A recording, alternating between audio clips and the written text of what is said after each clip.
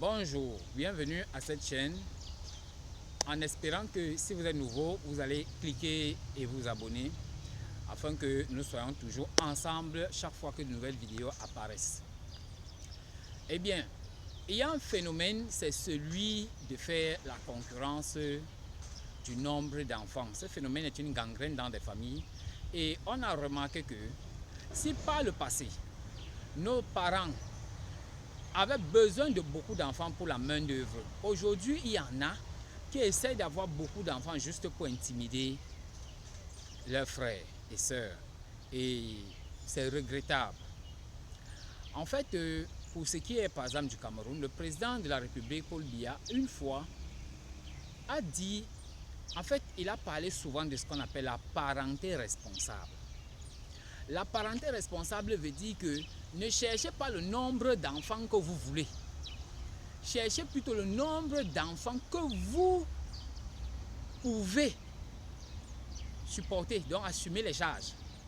Parce qu'il y a des gens qui disent que non, vraiment, si je n'ai pas au moins 5 enfants, c'est que ce n'est pas bien. Il faut au moins 5 enfants. Et je vais vous dire, pour ce qui est par exemple de certaines tribus au Cameroun, il est question de donner l'homonyme du père et de la mère de la femme, le père et de la mère de l'homme, et peut-être des oncles. Et vous vous retrouvez que vous devez avoir minimum 8 enfants pour donner les homonymes. Et si par exemple, par malchance pour vous, vous êtes par exemple comme moi un successeur, ou alors vous êtes par exemple le successeur d'un grand-parent, il faudrait encore que vous trouviez son homonyme. Vous allez aller comme ça jusqu'à peut-être 9 enfants. 9 enfants. Rien que parce qu'il vous faut donner les homonymes de tel, homonyme de tel. Alors, mais est-ce que vous serez donc à mesure d'amener tous ces enfants, de les accompagner tels qu'ils puissent avoir leur éducation, leur instruction scolaire et peut-être même des formations pour être outillés pour affronter la vie professionnelle surtout. C'est là où l'équation se pose en réalité et c'est ce que beaucoup de gens ne veulent pas comprendre. Et pire, c'est que beaucoup de gens qui n'ont pas été à l'école pensent qu'ils peuvent taper la main sur la poitrine et dire qu'ils sont des hommes avec une bonne famille. C'est-à-dire qu'ils essayent de condamner leurs enfants à la médiocrité. Ils n'ont pas accès à comprendre même les changements qui menacent aujourd'hui, mais ils se mettent encore dans une posture de difficulté. Donc il faut comprendre que ce n'est pas le fait d'avoir un enfant qui est le plus beau, mais c'est le fait de faire de cet enfant un homme. Quand il dit homme avec grand H, ça dit que de lui faire réussir dans la vie. Si vous voulez, ayez 50 enfants. Chaque enfant qui va venir au monde vous apportera de la joie.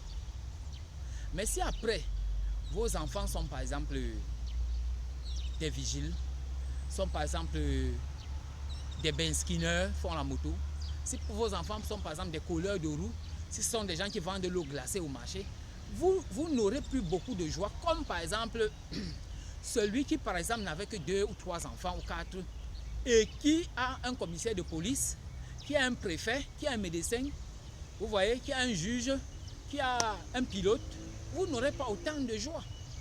Donc si vous voulez que votre joie soit parfaite, essayez d'avoir le nombre d'enfants qui correspond, c'est-à-dire que vos forces, ne cherchez même pas à avoir un nombre d'enfants que vous allez dire que oui, mes forces suffisent. Si vos forces vous permettent d'avoir 4 enfants, ayez 3.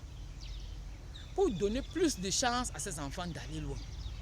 Parce que lorsque vous vivez, le fait que vous avez accouché un enfant n'augmente pas votre durée de vie. Ça peut plutôt diminuer.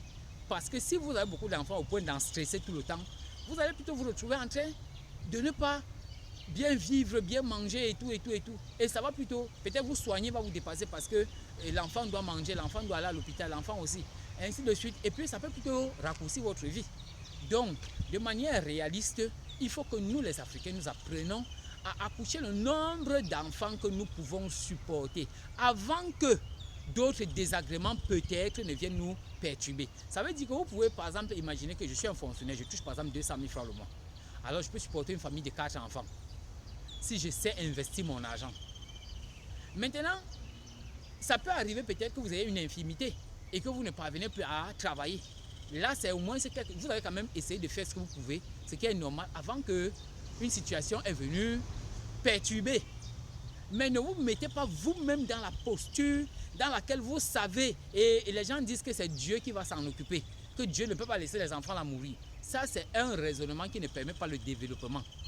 Parce que le développement ne s'appuie que sur l'être humain. La base, le socle du développement, c'est d'abord le développement psychologique de l'individu. Si les gens ne sont pas développés dans leur tibia là, alors si les gens ne sont pas développés dans leur ciboule, ils ne peuvent pas avoir un quelconque développement sur le terrain. Plutôt même, il y aura le contraire du développement. Ça veut donc dire que les gens vont commencer à voler les budgets, voler ceci, essayer de fabriquer tout ça. On met quelqu'un président de la réunion, il pense que non, il doit tout faire avec la trésorerie pour détourner un peu d'argent parce qu'il a un cas urgent à la maison. Donc vous voyez, ça empêche le développement.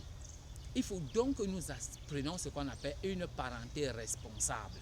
Une parenté responsable est une grande force pour endiguer beaucoup de phénomènes qui gangrènent notre société.